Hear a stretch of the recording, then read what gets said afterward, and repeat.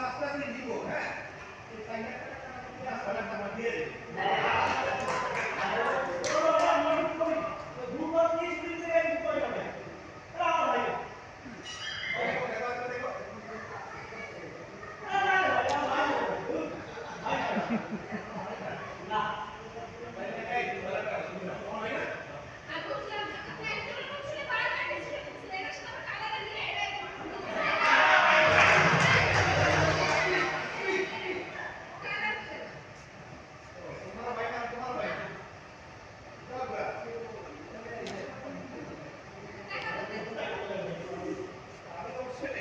বলছি